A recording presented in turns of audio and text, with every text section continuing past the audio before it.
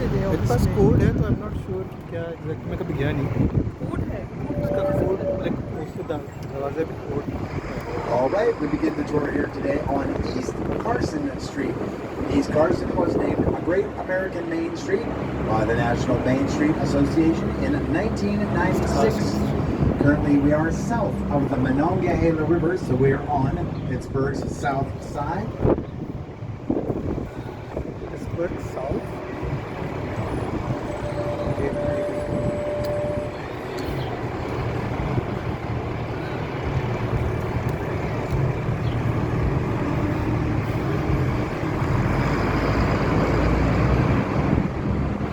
Major John Hornsby was given this land in 1763 by King George III of England for his military service and help building Fort Pitt. He gave some of the land to his son-in-law, Dr. Nathaniel Bedford. Dr. Bedford was the surgeon at Fort Pitt and Pittsburgh's first permanent practicing physician. Dr. Bedford laid out the land and called it Birmingham. And if you look directly ahead of the bus, there is a bright, colorful mural that says East Birmingham. That is a Sprout Fund mural, meaning it is a publicly funded mural. There are about 50 Sprout Fund murals scattered around the city. Several of them are on our tour route. So I'll try to point some of those out.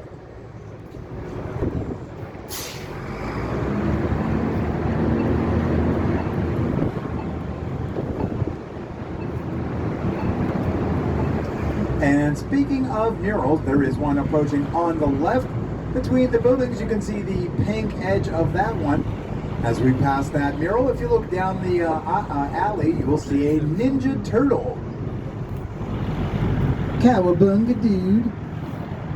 Also on the left, this mural, probably supposed to be the Greek or Roman god of wine, but we've been calling it the Greek Rocky because it looks a little bit like Stallone in a toga. Yo, Adrian, give me some more of this delicious wine.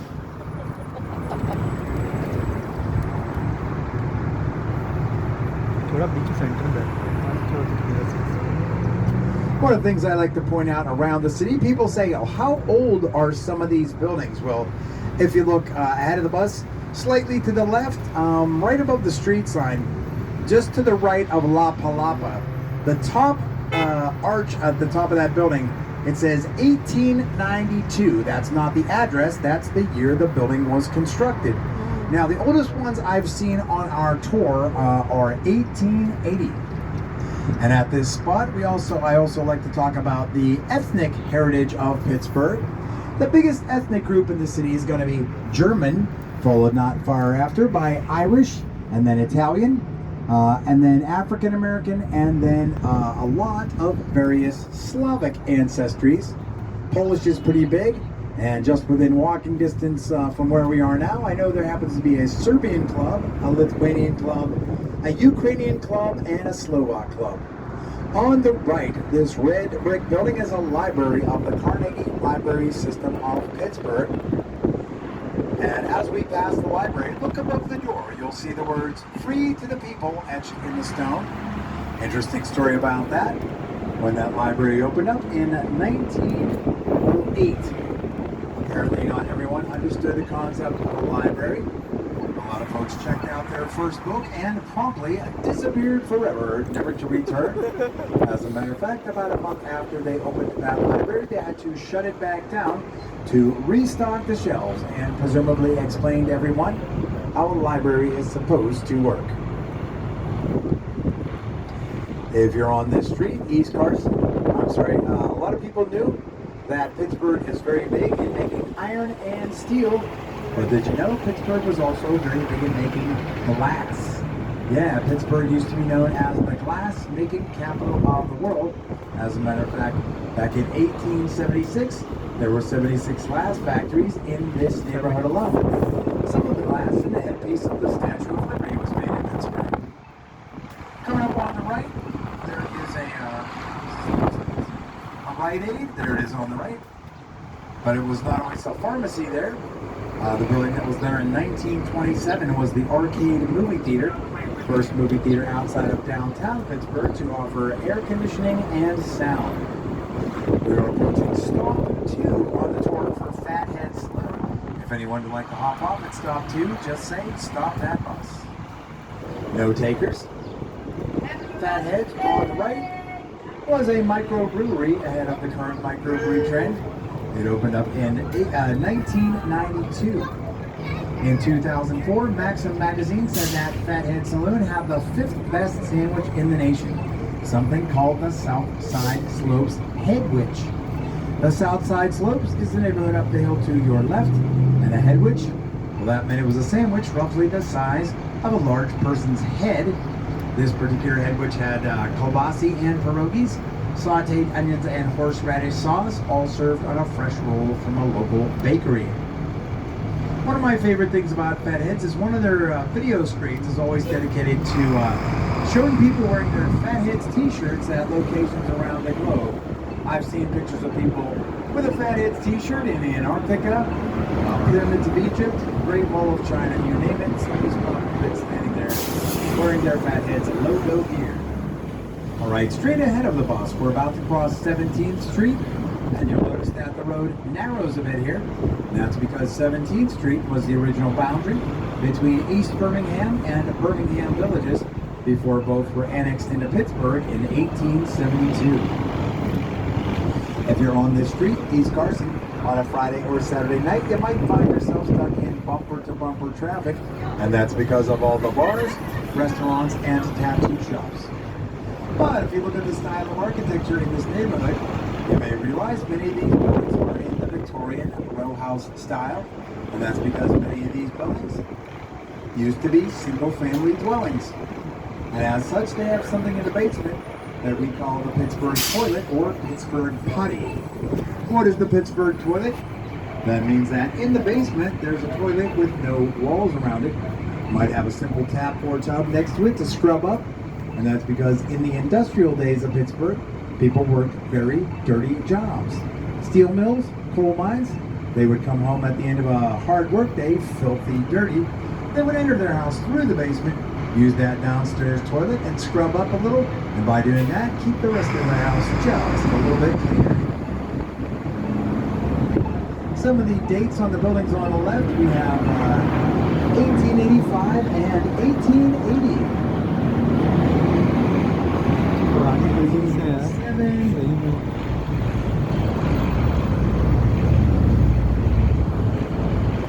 Coming up on the right as we cross the street, you're going to see the pink neon and glass block of Jack's Bar. Jack's Bar, coming up on the right, is a throwback to the steel-making days of Pittsburgh because it's open 365 days a year and opens at 7 a.m. every day. Why so early? To accommodate the folks on the overnight shift. If you worked all night, you might want to unwind with a beer, even if it is 7 in the morning. Jack's Bar also has an interesting food special. If you order their boneless chicken dinner, they'll give you 3 hard-boiled eggs for $1. Coming up on the left, just past the AP gas station, that's the old South Side School. It dates to 1883.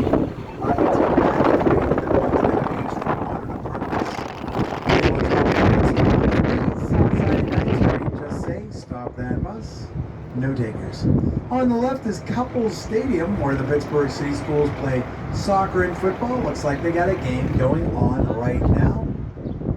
It might be lacrosse. I see them play that out there sometimes too. And on the left you have the gold domes of St. John the Baptist Ukrainian Catholic Church. Now, if you'd like to take a picture of those gold domes, the best opportunity as once we go past, just look back over your left shoulder, and that's when you'll get a really great picture of those beautiful domes. Now, Thursday night at that church, they make pierogies. Does everyone know what pierogies are? Pierogies kind of a dumpling of Central European origin, usually stuffed with mashed potatoes or sometimes sauerkraut.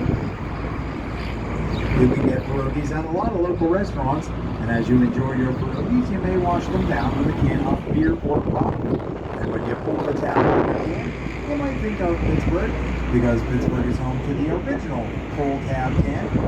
That was a collaboration between Pittsburgh Brewing, that makes Iron City beer, and Alcoa, the aluminum.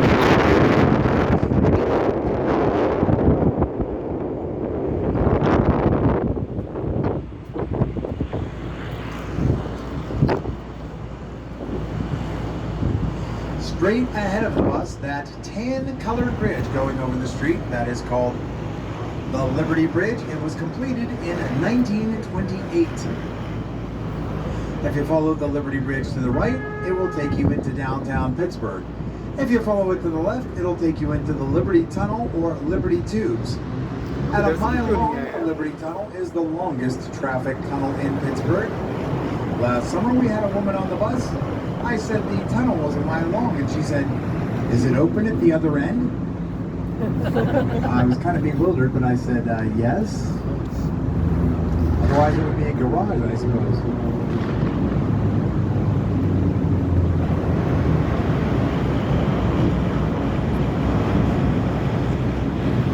And right now we're approaching our first low underpass of the day. So as we go beneath it, please keep your hands and arms inside the bus and don't stand up or try to touch the underpass. All seated, Rich?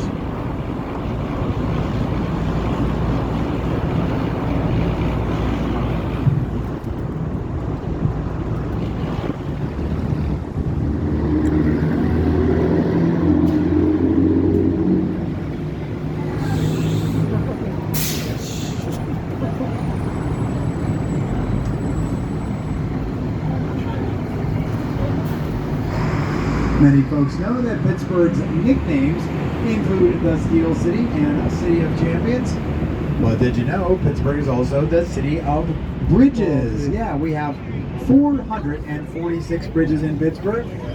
And one of our oldest and most iconic is approaching on the right. As we clear those apartments on the right, you're going to see the Smithfield Street Bridge. It was designed by Gustav Lindenthal and completed in 1883. When the architect completed that bridge in 1883, he gave it a 20-year guarantee. So here it is about 140 years later, and the bridge is still standing and looking beautiful. Now, as you look to the right, you will see that the bridge looks like an infinity symbol, or a little bit like two footballs touching nose to nose. That is called a lenticular truss. Lenticular means like a lens, like in your glasses. That's a very uncommon style of bridge architecture, and I think it's one of the most beautiful bridges in Pittsburgh. On our left, you have the Monongahela Incline. Oh, the car's coming right into the station there. Might make a good picture. That's one of our two inclines, or rail cars, that go up and down the hillside in the city.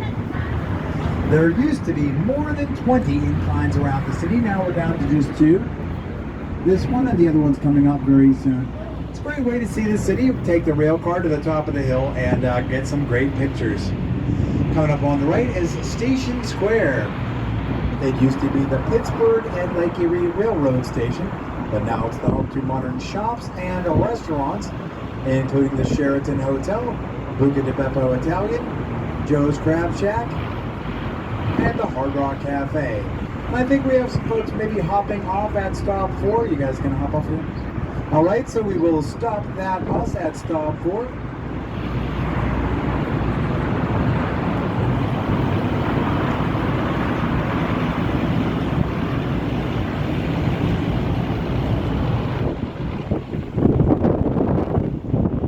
We will stop that bus. And we say thank you, gracias, to our guests. We hope you enjoy touring the rest of our beautiful city.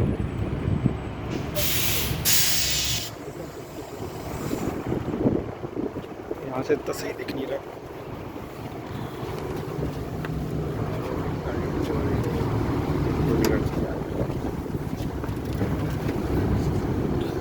ये भी उसमें डाल दो।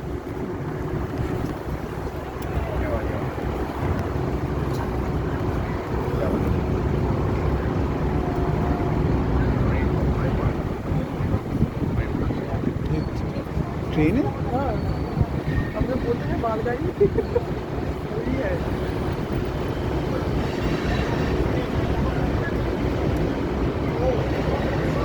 वही है, मुझे लगा train खत्म हो गया। And we are, watch out for the branch there, watch out. Yeah. We're all seated, Rich.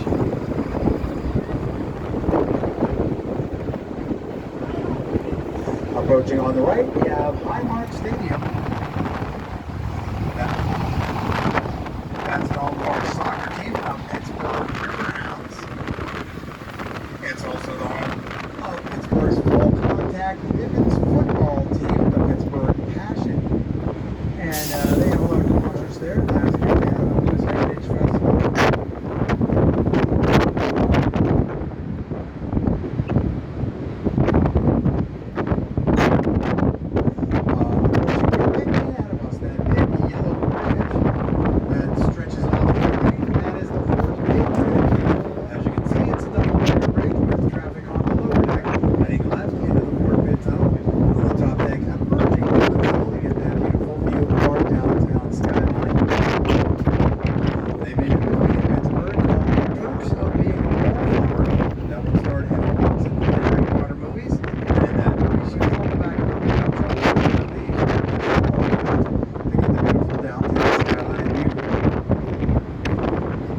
Also on the right, you have a great look at Pittsburgh's three rivers. The nearest river is the Monongahela. The distant one is the Allegheny. When they flow together through the Ohio River, right in front of Point State Park, that beautiful fountain will be rising up all summer. And if you look at the water, you can see that on the near side, even as the waters flow together, the near side is a little more brown, and the far side is a little more green. And sometimes the waters don't mingle right away. They go down stream for a little while before they actually combine. And if anyone would like to hop off at stop 5 for the Duquesne Incline, just say stop that bus. No takers. I think everyone on the bus right now is doing the whole loop, Rich.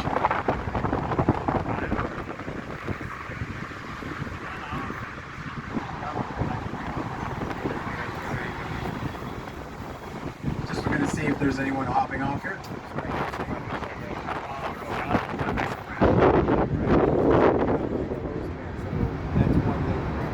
If you wanted to just finish your tour after at a different stop, you could. Okay. But everybody right now is the others. They're going all the way around. Duquesne Incline. All right, since we are stopped here, I'd like to tell you about some of the things you can see from this location as we wait and see if anyone else hops on. All right, all the way across the river to the right, there's a white cone at the top of Carnegie Science Center. Down and to the left from the Science Center, there's a submarine right on the river. That's a Cold War era submarine called the USS Requin. And that's just one of the attractions you can check out at Carnegie Science Center. And then if you're looking at the yellow seats of Acrisure Stadium, down and to the right from that, there's a granite arch. It's a keyhole-shaped arch right by the river. Inside that arch, there's a statue. That's a statue of Fred Rogers from Mr. Rogers' Neighborhood. Also, looking back, when you're looking at State Park, that was originally Fort Duquesne that was established by the French. Now, the English who established Fort Pitt. So we just came under the Fort Pitt Bridge, that yellow bowstring arch bridge. So that's Fort Pitt. The other one is the Fort Duquesne Bridge. And if you're looking at the triangle of the downtown area, the main boulevard on the right is Fort Pitt Boulevard, and the one going up the left side of the Golden Triangle is Fort Duquesne Boulevard.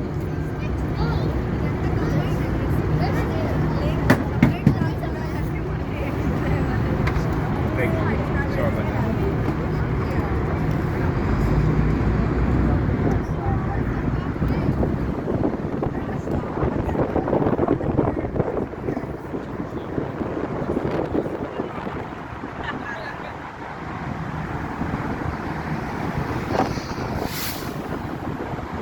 So as we roll away from stop 5, Duquesne Incline, when the incline opened up in 1877, it cost 3 cents to ride one way and 5 cents for a round trip. A lot of the people who lived at the top of Mount Washington on your left tried to save a couple pennies a day by walking up the 1,400 steps from the top of the hill to down by the river. Naturally, the incline company didn't like that. They wanted everyone to pay full fare for a round trip. So what did they do? They hired local theatrical students to dress up as ghosts and haunt the staircase. Crazy as that sounds, it actually worked. And that's what we call scaring up some business.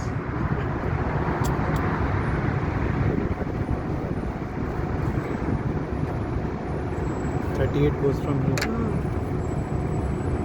38 aim actually goes for it.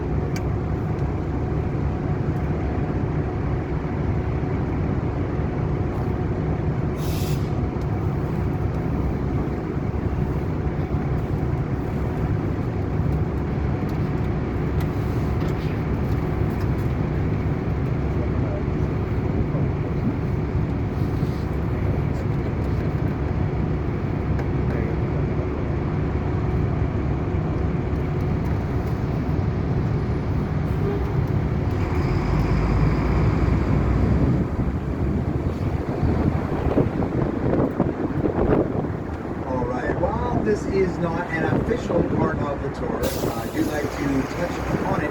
If you look straight out the front window in the middle of the hillside, and us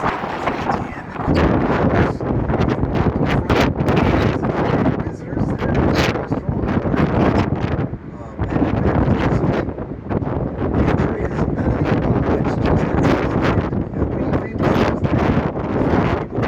restaurant, or point to it, just kind of anticipating.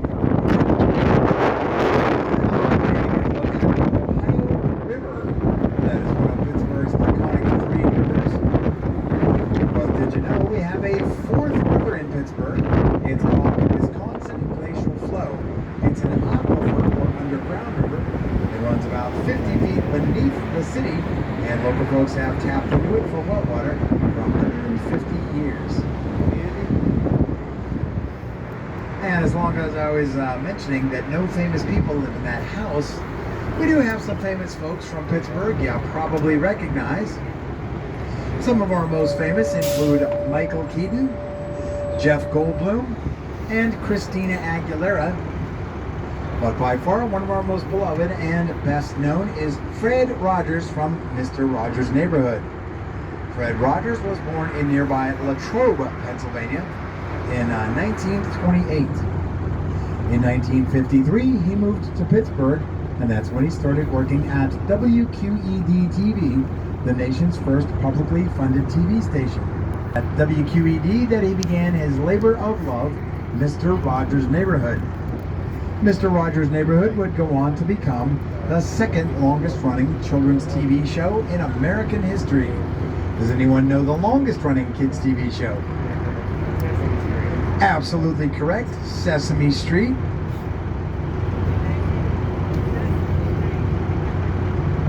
Now there's plenty of other famous folks from Pittsburgh, and which ones you know depends on where your interests lie. For instance, if you watch any classic TV shows from the original Batman TV series, Frank Gorshin, who played the Riddler, he's from Pittsburgh. And from Get Smart, Agent 99, Barbara Feldon.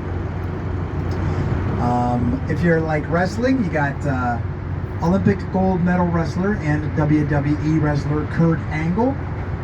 From American football, you've got longtime Miami Dolphins quarterback Dan Marino and San Francisco 49ers quarterback Joe Montana. From Shark Tank, Mark Cuban, investor and owner of the Dallas Mavericks. If you like rap, you might know Mac Miller and Wiz Khalifa, both from Pittsburgh. Of course, Wiz Khalifa, known for his song Black and Yellow, celebrating the black and yellow colors of our Pittsburgh sports. Jazz fans will probably recognize guitarist George Benson. If you ever watch America's Got Talent, a young lady named Jackie Evancho, I think that was in 2018. She had a very operatic voice. I mean, she was only 14 or maybe 16.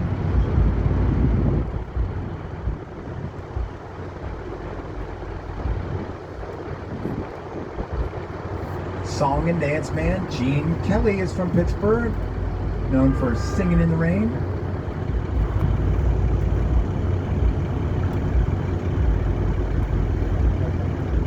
If you're a Star Trek fan, Pittsburgh native, Mellon graduate Zachary Quinto He played Mr. Spock in the 3 most recent Star Trek movies.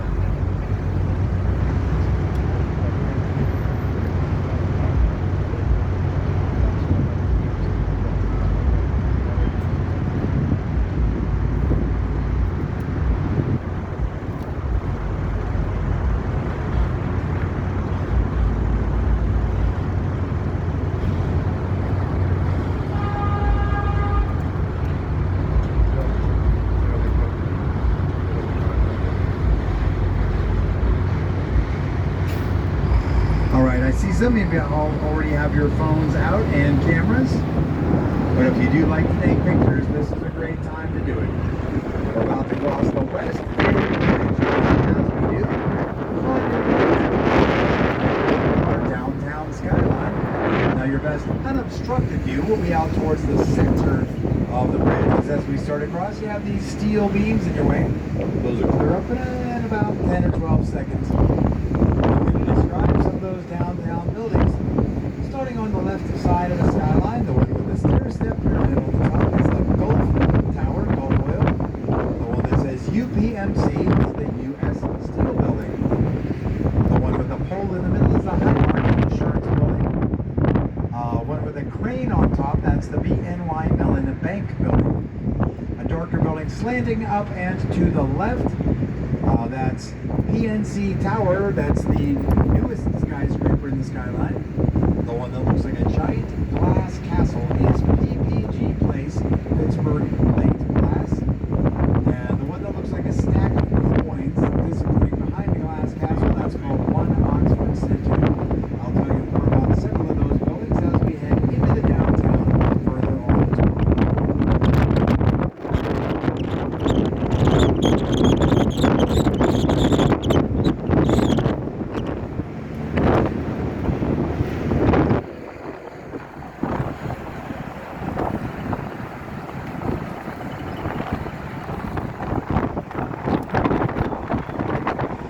On the right, you have our first and only casino in Pittsburgh, Rivers Casino. If you are a gambling fan, you may be impressed by the over 2,300 slot machines, video poker consoles, and other upright games. They have over 100 table games, including more than 30 poker tables. A lot of folks go to the casino just for the food and entertainment. And they have something else that's uncommon in Pittsburgh: free parking. On the right, that is just the parking garage, and it's huge, so remember where you're parked. Whenever they built the casino, they were allowed to choose their own address. Can anyone guess the number of the address for the casino? That is absolutely correct on the first guess. 777 Casino Drive. Now, as we give these tours, from our fellow American guests, I have discovered that anybody that has a casino in their town, they almost always try to get 777 as the address. And we've had a lot of German guests on the bus lately. And I said to one, I said, hey, the number of the casino is 777. And the guy said, so what? And I said, well, it's the lucky 7. People are superstitious. They want a lucky number. And he said, oh, in Germany, 7 is not a lucky number. In fact, we do not have any lucky numbers. What did I know? So I found something out that day. I do like to learn. On the right, there's the casino entrance, and there's no hoppers on the bus right now, Rich. On the right, with the orange facade, that is a 221-room hotel attached to the casino. And to answer the most common question I get from people on the tour about the casino, it is not a Native American casino. A lot of states do have that requirement, but not in Pennsylvania. Approaching on the right, you have Carnegie Science Center that opened up in 1991, and for many years after, was one of the top 5 science centers in the nation. They have a full dome planetarium, IMAX theater, and lots of hands-on activities. That big white cone at the top of the Science Center, that's called the E-motion cone. It'll be lit up at night. If it's lit up red, that means it's going to be warmer the next day. Blue for cooler. Green means it's going to be about the same. And yellow means precipitation is coming.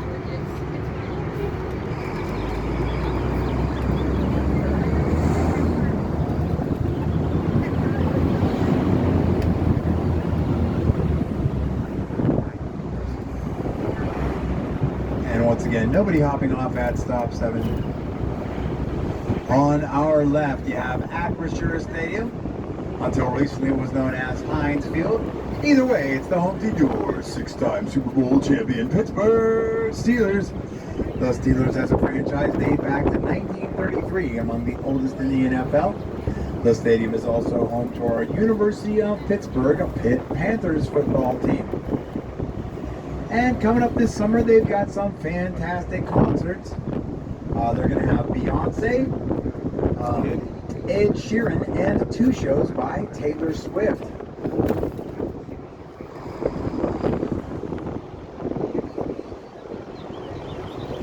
Coming up on the right, there's a statue of Fred Rogers from Mr. Rogers' Neighborhood. It's behind the trees to your right.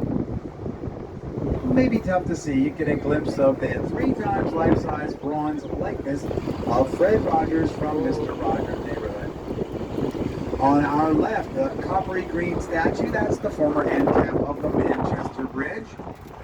When they tore the bridge down, they saved that for its artistic merit. Also on the left, Stage AE, that's the American Eagle Outfitters concert venue. It opened up in 2010.